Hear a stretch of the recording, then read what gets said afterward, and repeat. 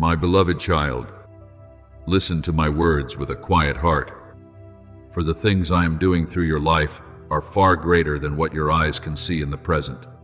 You often look at one day, one result, one answer, one small sign to measure whether your life is bearing fruit. But I look beyond the season in which you are standing, beyond the years you are counting, beyond even the brief breath of human life. There are things you sow today that will not immediately spring up before your eyes. But that does not mean the seed has died. There are prayers you utter through tears that may not become answers in the season you expect, but they have been recorded in the heavens and will fall in the right place, at the right time, upon people you may never have met. My child, do not underestimate your quiet faithfulness simply because the world has not applauded, because others have not understood, or because you have not yet seen the golden field after long days of bending low to sow in silence.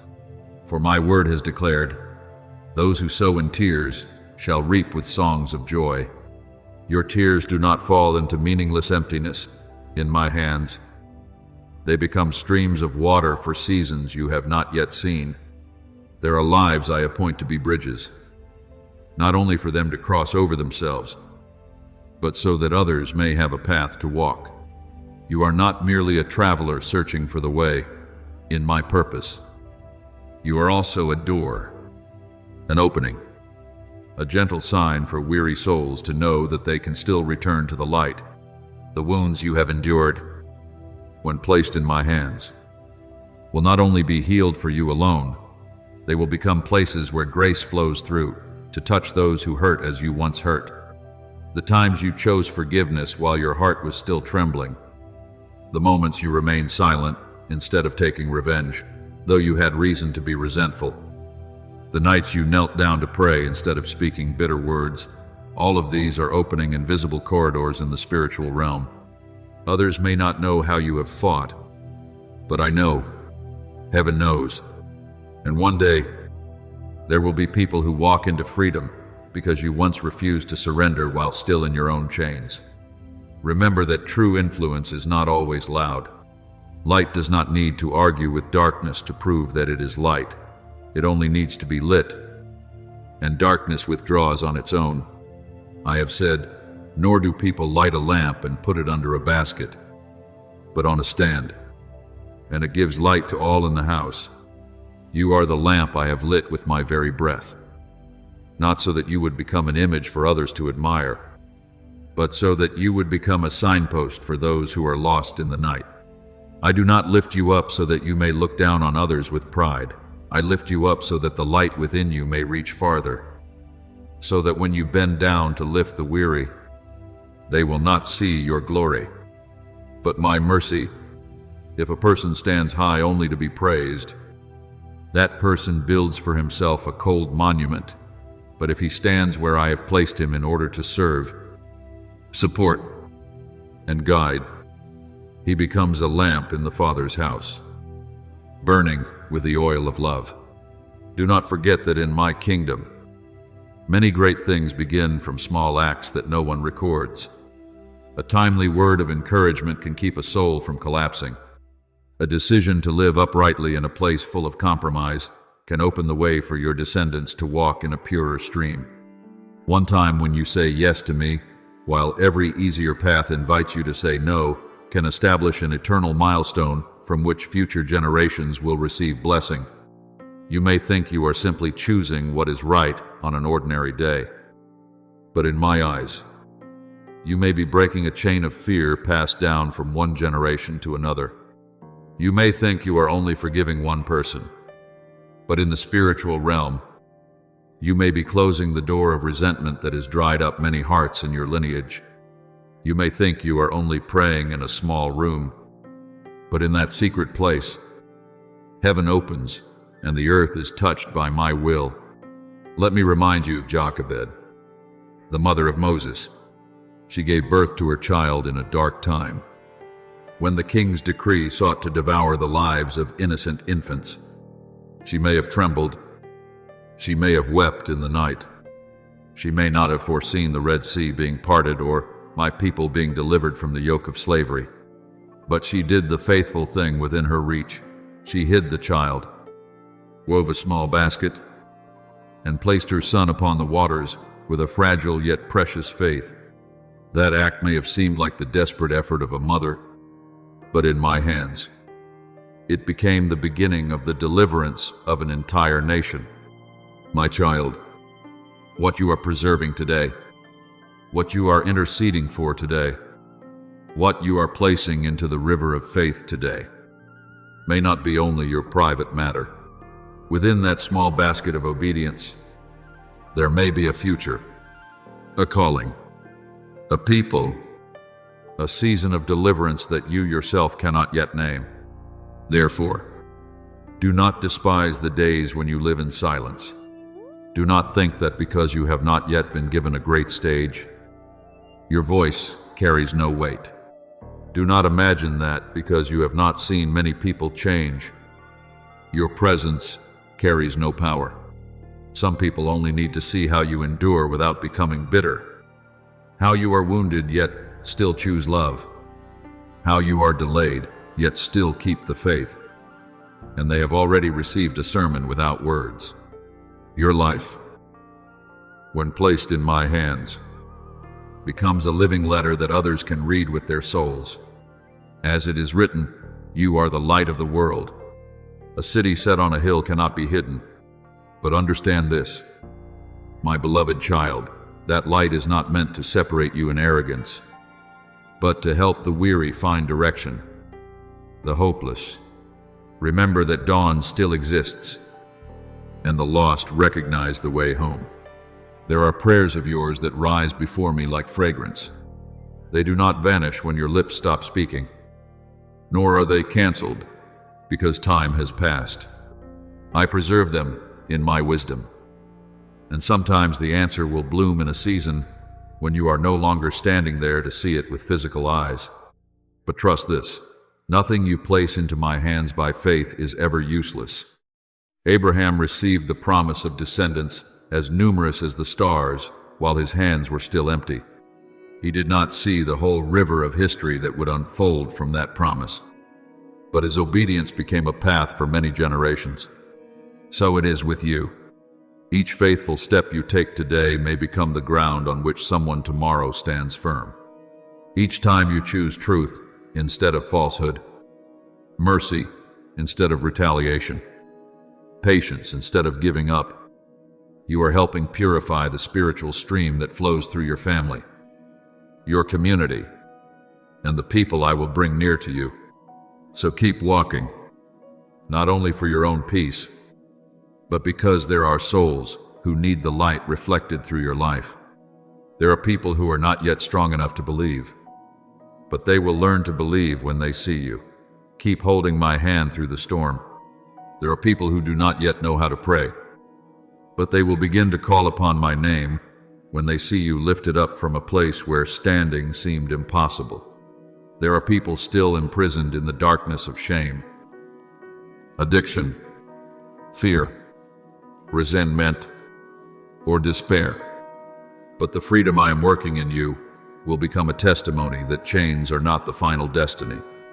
You are not the Redeemer, but you can become a sign pointing toward the Redeemer. You are not the source of light, but you can carry my light like the moon, reflecting the sun in the long night. Live with the gentle awareness that your life is not as small as you once thought. Every holy decision has an echo. Every hidden obedience has a fragrance. Every day you remain faithful, even when no one sees, still brings joy to heaven. I do not require you to become great in the way the world understands greatness. I only invite you to remain in me, so that your fruit may come forth in its proper season and endure for a long time. When you allow me to use your position to lift others, your story to comfort others, and your victory to open the way for others, then you no longer pass through this life like a silent shadow. You become a mark of grace, a doorway of hope, a lamp placed in the right place at the right time, so that many may find the way back to the promised land. So take courage. My child, do not withdraw simply because you have not yet seen the harvest. Do not put out your lamp simply because the night is still long. I am causing your life to resound farther than you know. And from your faithfulness, I can cause an entire line of people to step into the freedom, healing, and promise I prepared from before all ages. My beloved child, listen to me as I place this deep within your soul. Discernment is not a crown for you to boast that you know more than others, nor is it a wall for you to close your heart to everything out of fear of making mistakes. Discernment is a lamp I place in your hand, not only so that you may avoid the pit on the road, but also so that you may see the path that leads you nearer to me. Many people desire discernment only to know whether they should choose this or that, go forward or stop, trust or doubt. But my child, I want to lead you far beyond that level. I do not only want you to know which decision is right, I want you to know the heart of the one who is leading you. For true wisdom is not merely the ability to distinguish light from darkness, but a life firmly joined to the source of light. The fear of the Lord is the beginning of wisdom. Proverbs 9:10.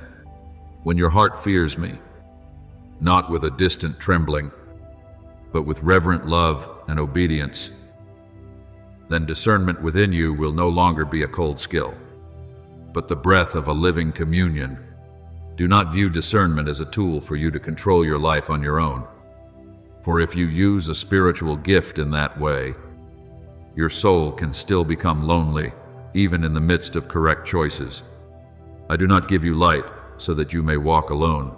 I give you light so that you may see my hand reaching out. I do not teach you to hear my voice so that you may become independent from me, but so that you may depend on me more deeply in holy freedom. There is a subtle danger, my beloved, wanting guidance without wanting the guide, wanting the answer without wanting to sit in the Father's presence, wanting to know the future without allowing the present to be sanctified. But I call you into something higher. I am the vine, you are the branches. Whoever abides in me and I in him, he it is that bears much fruit. For apart from me you can do nothing. John 15:5. Do you see? A branch does not live by its own understanding, but by the life sap flowing from the vine. In the same way, your discernment is truly pure only when it is nourished by abiding in me. Think of Enoch, the one who walked with me in a world that was not always easy or pure. Scripture does not speak at length about his brilliant achievements, nor does it describe him as one who shook the nations with a resounding reputation, but leaves only a simple word as deep as the ocean. Enoch walked with God, and he was not, for God took him. Genesis 5:24.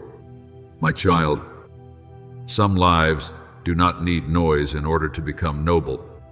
Walking in harmony with me each day is enough for heaven to remember. Enoch did not merely ask me what he should do and then leave. He walked with me. He did not seek direction. Only in a few urgent moments, he lived in the rhythm of nearness to me. And in that companionship, his soul was drawn away from the gravity of the world until I took him home in mystery. This is the picture I want you to ponder. The goal is not only to know the way, but to walk that way with me. Therefore, when you ask me for discernment, ask for a heart that knows how to abide.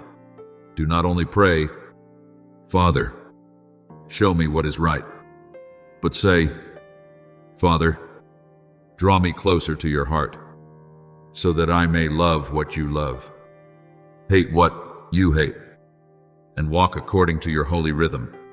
When you live this way, discernment will no longer appear only when you stand at a crossroads, but will become a quiet current flowing through every thought, every word, every reaction, and every relationship. You will begin to recognize what grieves the Holy Spirit, what makes your heart heavy, even though outwardly it appears reasonable, and what carries the fragrance of life, even though it requires humility and sacrifice from you. For all who are led by the Spirit of God are sons of God. Romans 8:14. You are not a wanderer searching for the way in the dark.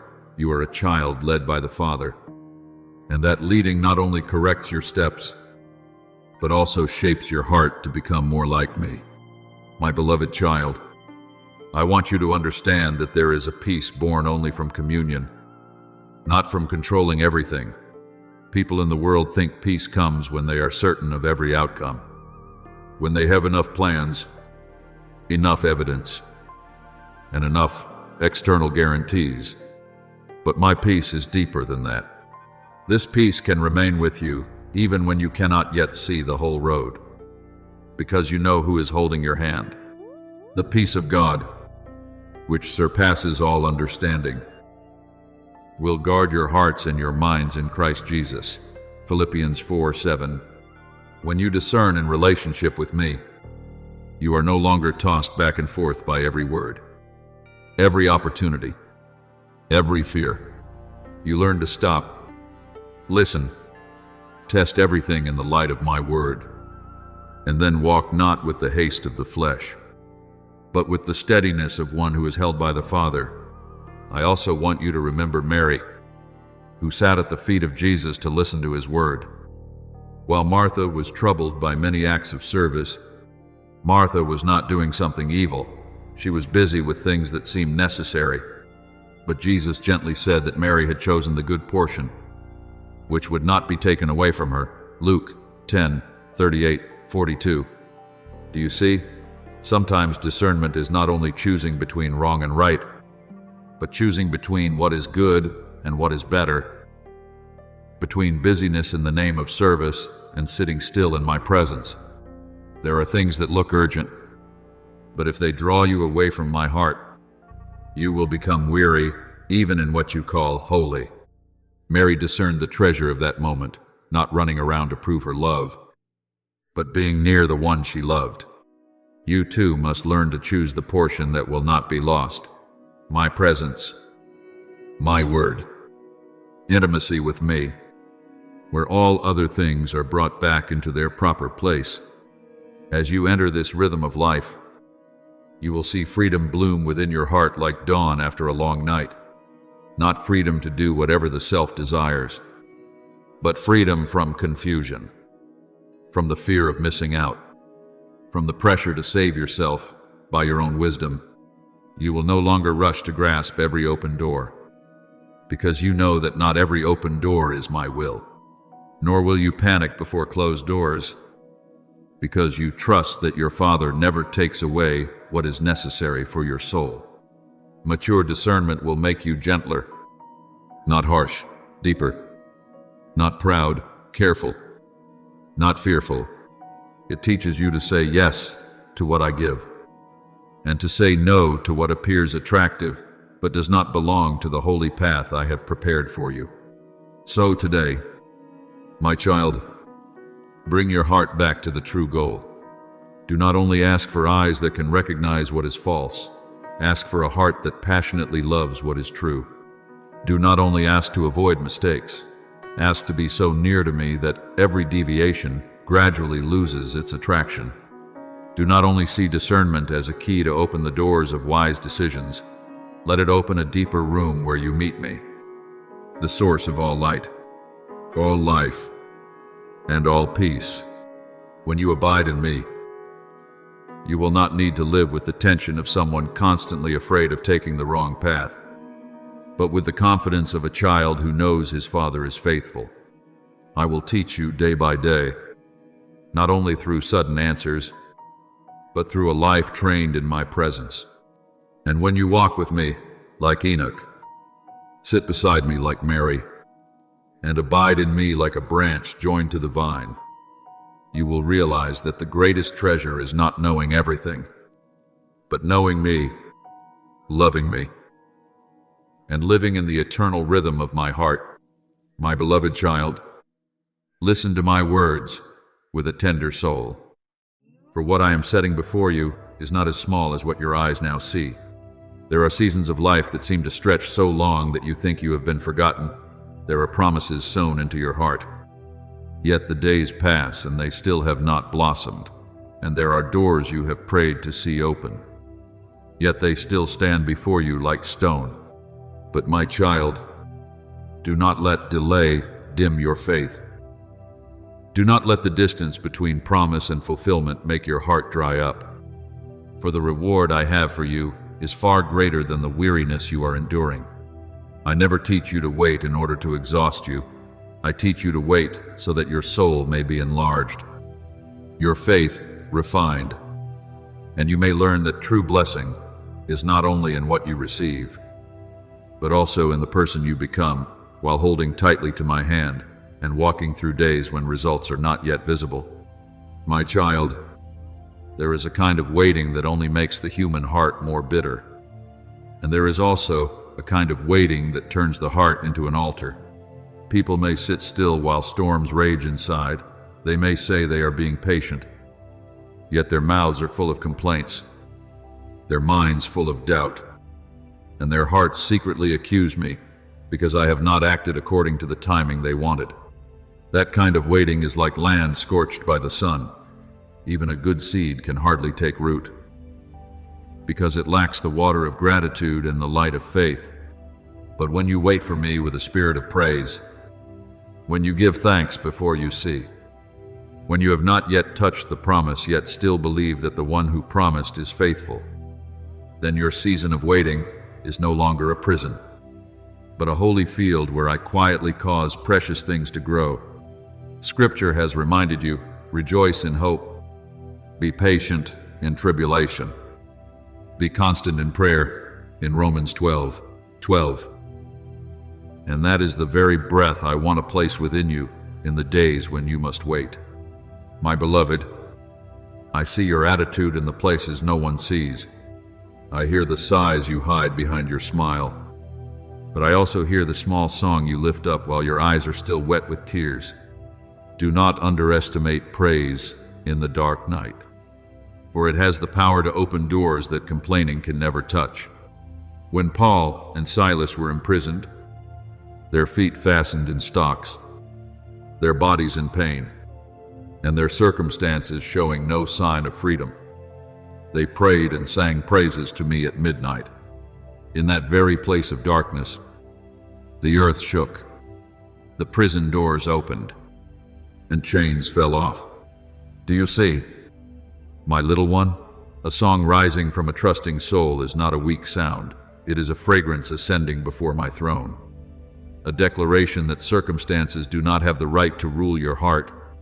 When you praise me before you see a way out, you are telling the darkness that your faith is not chained to what your eyes behold. Therefore, I do not only look at your destination, I also care for every step you take along the way. Many people want to reach the place I have promised, but do not want me to shape them on the journey.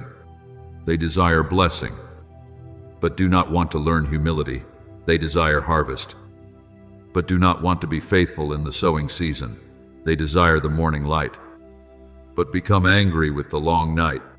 But you, I invite to walk differently. Let your heart become gentle while you wait. Let your lips learn to speak thanksgiving before your hands. Hold what you have asked for. Let your mind be washed clean from the voices of fear. Be still before the Lord and wait patiently for him. As Psalm 37:7 teaches, not with the silence of one who has surrendered to despair, but with the stillness of a child who knows his father is working even when it cannot yet be seen with natural eyes. I know that at times you grow weary when you see others entering their season while you are still standing in the hallway of waiting. You wonder whether you are lesser, slower, more forgotten, or not worthy enough to receive what I have promised. My child, do not compare the clock of your life with the clock of someone else's. I do not move according to the haste of the world, nor do I distribute grace according to the rhythm of human competition.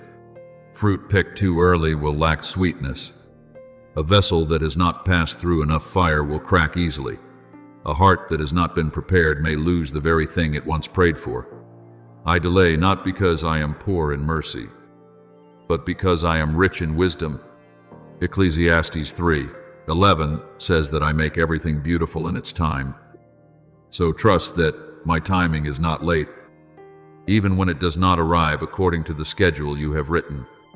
Remember Abraham, who received the promise of descendants. Yet years passed and his body grew old. In human eyes, all hope seemed extinguished, according to fleshly reason.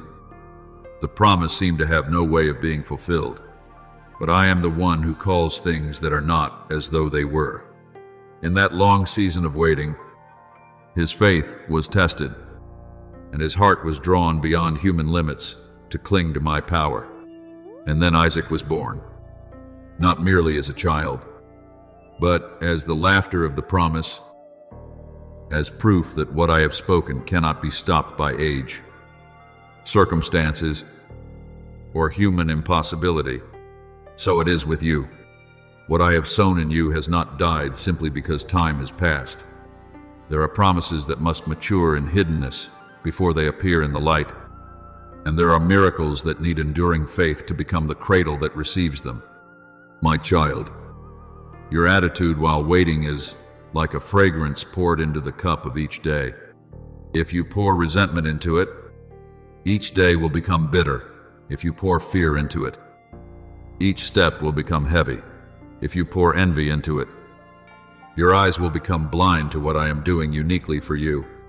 But if you pour gratitude into it, even an ordinary day becomes a place of encounter with grace. If you pour praise into it, even the dark night can resound with a song. If you pour faith into it, the things unseen will begin to take shape within your soul. Faith is the assurance of things hoped for, the conviction of things not seen. As Hebrews 11:1 has engraved upon your heart, so do not wait like one who has no father. Wait like a child who knows that his father is preparing a table, even while he still walks through the valley. I do not want you to break down before the harvest comes, because what I have prepared for you requires a heart strong enough to steward it. If you allow bitterness to take root, it will choke your joy before the blessing has time to bloom. If you allow doubt to rule, it will turn every day of waiting into a prison without windows. But when you choose gratitude, you open the door to light. When you choose prayer, you place your soul beneath the stream of living water. When you choose to rejoice in me, you are strengthened by a power that does not come from circumstances. Nehemiah 8:10 says that the joy of the Lord is your strength. And I want you to receive that strength not after everything has become stable, but while you are still on the road. So today, my beloved, adjust the posture of your soul. Do not let your shoulders bend beneath the weight of unanswered questions. Do not let your lips speak only of what is still lacking, while forgetting to honor the one who is still keeping you. Wake up each day with this small but powerful prayer. Father, I do not yet see everything, but I trust you. I do not yet understand everything, but I know you are good. I have not yet received what I long for, but I will not lose gratitude while I wait. That prayer will keep you from drying up, will soften the soil of your heart, and will cause the roots of faith to sink deeper into my love. And when the time comes, you will understand that I did not only give you a reward at the end of the road, but quietly gave you a matured soul, a steadfast faith, and a heart that knows how to sing in the deep night. Persevere, but do not persevere in bitterness. Wait, but do not wait like one condemned. Stand firm, but do not stand firm by your own exhausted strength. Wait in peace. Wait with a song. Wait in holy surrender. I am working in what you cannot yet see, growing the seed beneath the silent soil, arranging meetings, doors, and seasons in their appointed time. Galatians 6:9 reminds you not to grow weary in doing good, for in due season, if you do not give up, you will reap. You will reap. My beloved, not because you were never weak, but because you did not let go of my hand, not because you never cried, but because through your tears you still chose to trust. And when the reward appears, you will know that every day of waiting in faith was never wasted. All of it became the path that brought you closer to my heart, and closer to the good thing I prepared for you beforehand.